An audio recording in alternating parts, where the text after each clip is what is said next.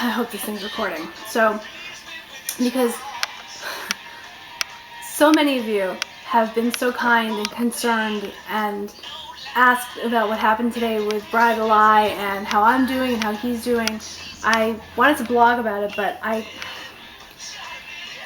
icing on the cake is I can't remember the password to my blog and I don't have the energy to reset it, and so I'm just this.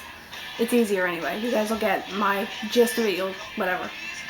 So, this morning we woke up and Brad Lie was fine. And as we walked to school, the closer we got, the darker he got, and the more broody and the more angry and the more I don't want to go to school is stupid, I don't want to be here, why do I have to go to school, I just want to stay home with you. And I kept being my chipper self. Oh, well, you love school. School is fun. Don't you love your teacher? And if you want, we can go. He's got this thing with the vice principal. He loves her. So he said, we can set it up and we can go, you can visit her in the middle of the day if you're a good boy. And I'd had an appointment to get my hair done today. So I'd set it up with my sister to pick them up and take them to Dunkin' Donuts for a snack and take them to the park and all sorts of good stuff. And I thought he would be excited about that. And I thought that would be a good, carrot on the end of the stick kind of motivator for him. Apparently not. He was fine. I mean, we got to school and he sat in his usual chair waiting for his teacher. And the security guard, who I love, came over and she said, "How are you today?" And he said, "Shut your mouth." Just better than what he said in the past. He left out the expletive, which is good. So I thought I brought him around. I was tickling him. We were playing. We had him giggling. And I told him, if you have a good day, all these good things are going to happen to you. I said, I'm going to go to Barnes & Noble. I'm going to get you and your brother books that I promised you. All sorts of good stuff. But you have to be a good boy today. Okay, I'll be a good boy today. I'll have a good day. Fine. So I told his teacher and I said to her, I said, is there a time today that Brian can go down and visit the vice principal in her office because he really loves her and he wants to go hang out with her? Absolutely, she said. We'll go right after lunch. He can go right and see her right after lunch. So I left thinking he was in a fine mood, thinking he'd had, a turnaround, that we turned that weird corner and he was going to have a good day. Because often we get to school and he's broody and weird and all gothic and dark and growly. And I'm afraid he's going to have a bad day, and he doesn't. He has a fabulous day. So I assumed, you all know what happens when you assume, that he was going to have a good day. Apparently not, because I went to boot camp and I did my workout, which consisted mostly today of arm work. We did something called the farmer's walk. This is relevant to the rest of the story. I'm not just bragging or whatever. We did something called the farmer's walk, which is where you grab two, in our case, kettlebells. It could be any heavy object. It could be dumbbells. It could be anything that's heavy. You walk with them by your side. We went around the block. For the full 35 minutes, I went around the block, I think 5 times, because I couldn't run, so I was carrying kettlebells while everybody else was running, so I did a couple extra laps. My forearms were screaming by the end of class. They were numb. I couldn't feel them. My grip, my hands were cramping so badly. And that's the whole point. The farmer's walk is really good for your grip, really good for building up forearm strength. It's just an excellent exercise, but who thinks that something so simple would kick your ass? So I'm exhausted. I'm sitting drinking my water, my phone rings. I see the number and my heart, skips a beat because I know who it is, and so I answer it, and it's his case manager from school, who I adore. Can I possibly come and sit with Lion for an hour because he's having a really bad day? He wound up in the principal's office. He tore up all of his paperwork. He kicked somebody. He called somebody else an idiot. He's now sitting quietly doing his work. Could I come and sit with him for an hour, get him settled down, and do the work with him? Absolutely. Not a problem. Backstory to all this is that he acts out, and he acts poorly and badly because all he wants to do is go home. He wants to come home and he wants to hang out with me. And he doesn't want to have to do anything. He doesn't want to have to do work. He doesn't want to have to do homework. Nothing. He just wants to come home and hang with mommy. Not going to happen. So he acts badly. He's been sent home a couple times. And each time he escalates the behavior, hoping that it will get him sent home. This time, we brought me to him, thinking maybe it was just me that he was looking to chill with, and it didn't matter what the location was, that it would just, my presence might soothe him a little bit. So I got there, and he and I talked in the office for about 20 minutes, which ended in him just crawling into my lap, sobbing that he hated school, he didn't want to be here, he was crying like his heart was going to break. We got him settled down, and I said to him, are you ready to go back to your classroom? And he said yes. So we go upstairs, and as we're walking into his classroom, his case manager comes up, and I don't know what her presence signifies to him. I love her. I'm always happy when I see her. But he lost his shit. He tore away from me.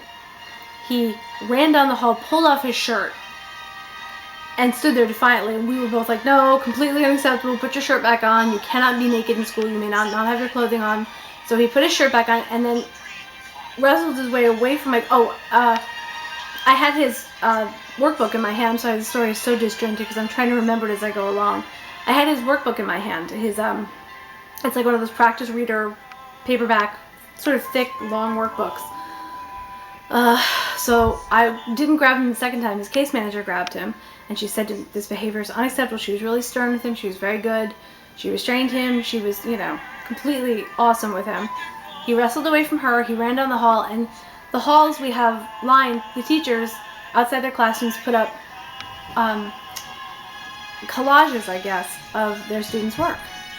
And Brian ran along and ripped one down. He took a whole wall of stuff down. So we all got really mad at him for that. We made him apologize, and that's not his. He can't touch it. So finally, he took a deep breath, and we said, where are you supposed to be? Special. What special? Spanish. So we walked him over to the Spanish classroom, and she said, okay, say goodbye to Mommy. Give Mommy a hug. He gave me a hug. He put 2 feet inside the door with his practice reader in his hand, threw it at some little girl's head. Beamed her clean off the dome. She never saw it coming. Poor thing. I think about her and I just want to cry. As if that's not enough, he picked it up and did it again. And I mean,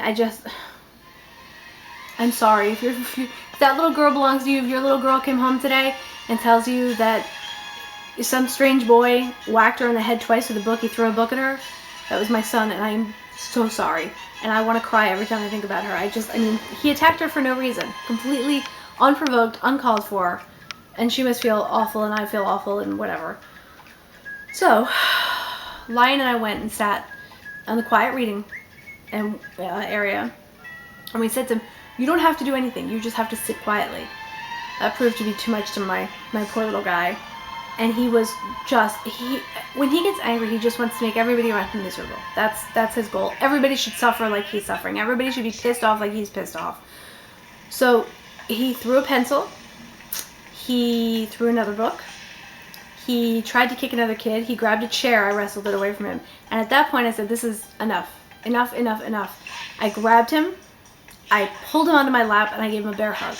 And I sat there with my arms held around him, holding his arms down for about a half an hour to 45 minutes while the class went on.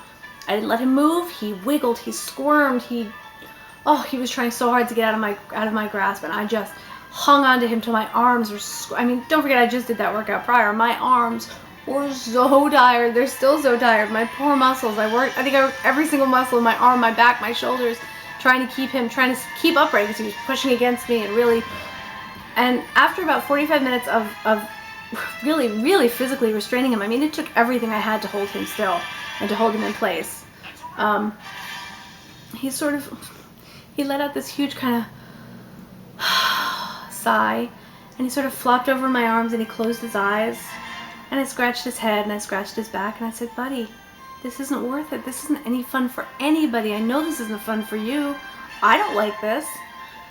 And he didn't say anything, and he just but I could feel the fight out of him, like he wasn't gonna be angry anymore. He was too tired. So I gently let him up, and it was time to go back to his classroom. Then it was lunchtime, and so I said to him, can I go? Are you okay? And he said, yes, I'm okay. And I said, are we gonna have a good lunch? And he said, yes. And I didn't hear anything else for the rest of the day, so the day ended up going well. So did I shake the fight out of him completely? By physically restraining him, which let me freaking tell you, if you've never ever done anything like that with your own offspring, it sucks. Oh my God.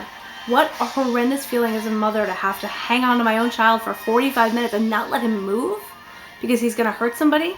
That's awful. That's just heart-wrenching. It goes against everything you want to do as a mom. But I did it, and if I need to, I'll do it again tomorrow, and the day after that, and the day after that, until he figures out he's not coming home with me, and this behavior is not acceptable. So he came home, and apparently the rest of the day was fine. And I guess we'll see what tomorrow's like. I don't know. Like I said, I'm expecting the worst, but you know, he's my little guy and I'll do anything for him. So that was my day. And hopefully tomorrow's better. I'll let you guys know.